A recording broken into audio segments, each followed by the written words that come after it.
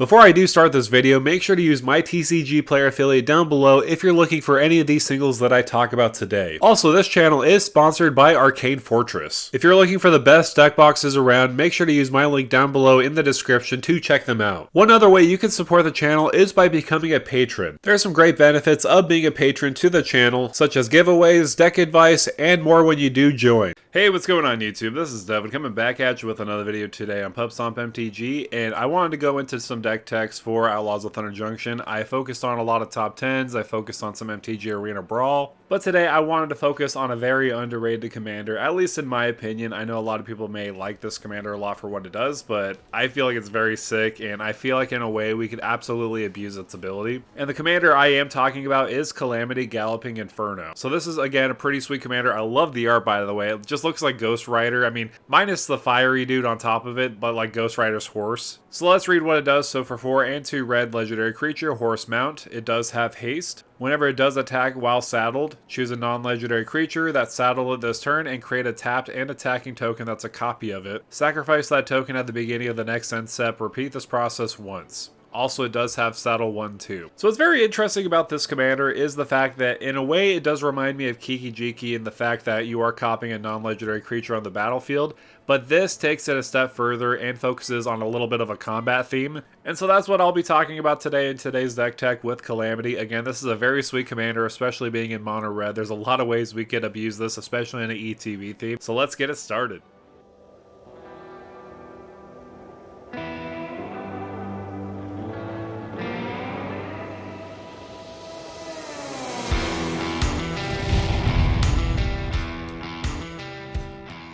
First of all, I do want to discuss the early game. What are we trying to achieve so that we could get our commander out and get big creatures out at the same time? So let's first take a look at some early game ETB creatures like Charming Scoundrel, Plundering Barbarian, and Patron of the Arts. Each of these provide great utility in the deck. I love Charming Scoundrel for the fact that we could choose one of these abilities when it enters the battlefield. You can discard a card, then draw a card, create a treasure token, or create a wicked token attached to a target creature you control. But I would mostly use that ability to create a treasure token. I feel like that's the best one out of all these options. That's why I wanted to mention them. Plundering Barbarian has that same option of destroying target artifact or creating a treasure token. And Patron of the Arts does have the ability of when it enters the battlefield or dies, you create a treasure token. What makes these ETBs seriously so good is the fact that you can play these early game, and if you wanted to, you could just mount these onto Calamity, so that later on you can get those extra ETBs. If you need to make extra treasure tokens, Patron of the Arts will be excellent because it does have ETB and dice trigger, so when you do mount it, you'll make 2 treasure tokens, one at ETBs, then dies later on. But if I were to recommend any one of these, Charming Scoundrel is easily the best option. I mean, Plundering Barbarian is removal for an artifact on the battlefield you can repeatedly use with Calamity, but having that ability to loot with Charming Scoundrel, especially in the late game, is very good, just searching for your deck for some options. There are also some early game creatures that you can take advantage of, especially with their ETBs. For example, Filigree Familiar and Circuit Mender are excellent. Each of these provide early game utility where they could draw you a card, and if they do happen to die or leave the battlefield, you get to draw a card. And of course, if you do have Calamity on the battlefield, you can saddle up to make another copy on the battlefield that gains you 2 life, and when they do leave the battlefield, you will draw a card. You can repeatedly do that, get some more card advantage, and also gain some life, especially in the late game too. However, these abilities don't compare to the Sad Robot Solemn Simulacrum. On ETB, you can search your library for a basic land and put it onto the battlefield tapped, and when it does die, you get to draw a card. This does provide double duty where it does have a ETB ability and a dice trigger too. We could constantly saddle a Solemn Simulacrum on the battlefield so that we can make an extra copy, get a land card on our battlefield, and then when it does die, you get to draw a card. What's more value than that? Because we are in an ETB theme, Panharmonicon will be an excellent choice in the deck. This has the ability if an artifact or creature entering the battlefield causes a triggered ability of a permanent you control to trigger, that ability triggers an additional time. This will absolutely be stupid in the deck. Of course, it's a no-brainer because we could double up on our ETBs. Instead of getting 1 land with Solemn Simulacrum, we could get 2 lands. So for me, this was an easy include, and I want to say it's pretty cheap now with multiple reprintings like in Fallout and Commander Masters, so this is a great pickup too. Because we are playing a lot of big creatures, I love the ability of using Sneak Attack, and we could also include Perforos Bronze Blooded as well. They both could basically cheat in a creature. Unfortunately, they will die at the beginning of the next end step, but that's not a big deal, especially if we get a big ETB. For example, if we got like a Combustible Gearhulk on the battlefield, and cheating them in for either 1 red mana or 2 and a red mana is excellent. Plus to mention again, if we do have our commander out on the battlefield, we could saddle that creature we just sneak attacked in so that we could get some extra value off of that ETB they do have. But honestly, if there's any excuse for me to put these in the deck, I will absolutely put them in the deck. I've talked a little bit about death triggers with previous early game engines, but I do want to focus on a lot more of those options because there's a ton, especially in mono red. The first one I did want to mention is Ruin Grinder. This one does have a pretty hefty cost of 6 mana, but again, if we do have those sneak attack effects, this could be an easy include. It does have Menace. When it does die, each player may discard their hand and draw 7 cards, and it does have Mountain Cycling too. So the big downside to this obviously is the fact you probably don't want to give your opponents a fresh 7 cards, but if you do want to continuously refill your hand and put more big creatures on the battlefield, this could be a great option for you because you could just copy this back and forth with your commander. Another fun one that's a classic is Wormcoil Engine. I remember this being mega expensive, but now it's down to like 10 bucks, which is very nice because I need to get multiple copies of it, but this is absolutely great because it does have Death Touch and Lifelink. It does have that death trigger to make 2 worm tokens that are 3/3s, one with Death Touch and one with Lifelink. So if we do have this on the battlefield and we mount it with our commander, we could easily just constantly make 3/3s on the battlefield back and forth. This is going to be a great slam dunk in the deck for sure. Another fun and interesting death trigger would be Balor. It does also have an attack trigger too. Unfortunately, if we do mount, it's tapped and attacking, so it won't be able to get that attack trigger, but it will have that dice trigger. But it does have 3 different modes. Choose 1 or more. Each mode must target a different player. Target opponent draws 3 cards, then discards 3 cards at random, so this could definitely make a little bit of chaos for your opponents having to discard the cards they want in their hand. The second option being target opponent sacrifices a non-token artifact. With all these clues, treasures, and blood tokens out on the battlefield,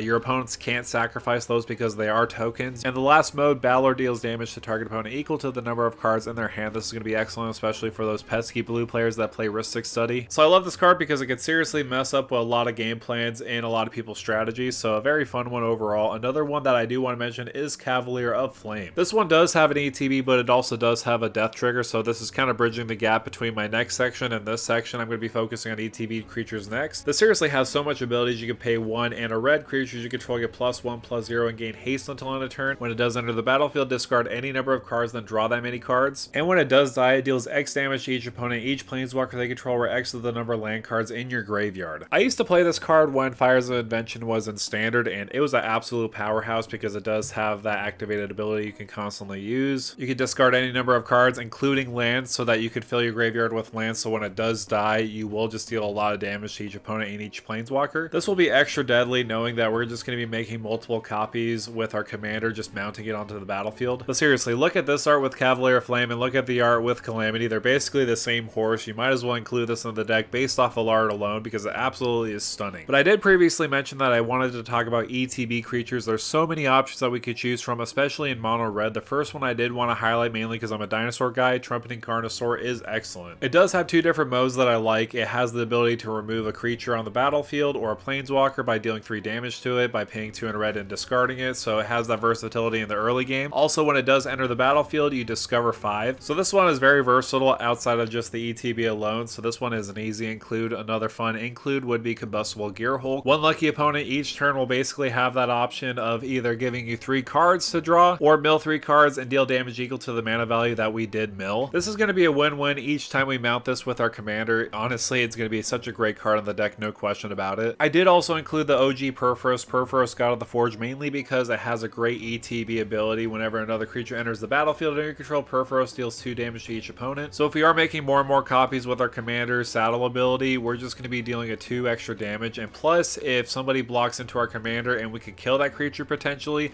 we could just buff them up by giving our creatures +1/+0 until end of turn. But I will say Perforos is better in a go wide strategy. If you want to go in a go tall strategy with a lot of ETB themes, look no further with Warstorm Surge and Terror of the Peaks. These both have that ability. Whenever a creature enters the battlefield under your control, it deals damage equal to its power to any target. So these are going to be excellent in the deck. I love Terror of the Peaks as a card. I can't tell you how much I love it. I know you probably get sick of me talking about Terror of the Peaks so much, but it is truly one of my favorite cards of all time, mainly because I have fond memories with it in standard. And plus, if you're constantly getting a lot of ETB triggers, you might as well get some extra ETB triggers of dealing damage to any target. So both of these cards could easily act as win cons in the deck, but I do want to focus on the best cards that you can be playing. There are easily a ton of cards that you can add into this list, but I wanted to focus on the best of the best. The first ones I do want to highlight is Molten Duplicate Replication, and Twin Flame. These two basically have that ability to make an extra copy of a creature we control on the battlefield. These are just easy ways we can get extra creatures on the battlefield, get their ETB or death triggers, or maybe even both. I did also want to focus on extra combats using Bloodthirster and Portraiser. Portraiser especially being the better option out of this two. Bloodthirster is evasive, but only it could untap on each extra combat, although while Portraiser does have the ability to untap all creatures you control. But if you do swing in with Portraiser and do connect each time, you basically can get into a scenario of infinite combats, making extra token copies of Portraiser with your commander Calamity. So there's an easy combo if you wanted to put it into the deck too. I also did want to mention Feldon of the Third Path. I mainly wanted to bring this one up because it does have that ability to make a token that's a copy of target creature card in your graveyard. It does have haste and you have to sacrifice that at the beginning of the next end step. So you will probably notice there's going to be a lot of situations where you're going to be drawing cards and then discarding cards. If you discard a big creature into your graveyard, you can take advantage of Feldon's ability to put it back onto the battlefield as a token copy. And if you want to keep that creature around, you could easily use Sundial of the Infinite. If you make extra token copies with Calamity, you could just end the turn so that you don't have to worry about those deaths happening to your token copies. Mainly because when you do end the turn with Sundial of the Infinite's ability, you exile all spells and all abilities on the stack. So that's just an easy way to have all the creatures you made with Calamity stay on the battlefield. However, that's going to do it for me, guys. Thank you guys so much for coming by and watching this video on Calamity, Galloping Inferno. Again, this is a very cool and interesting commander. Again, it does remind me of Kiki Jiki a little bit in the aspect that you're making token copies that are non-legendaries. But I would like to hear from you and your thoughts about this commander specifically. Is there any other commanders that you'd like to see me make a deck tech out of? I'd love to hear your thoughts and opinions about Calamity specifically. Also, make sure to like, share, and subscribe to the channel. And with that out of the way, thank you for stomping by.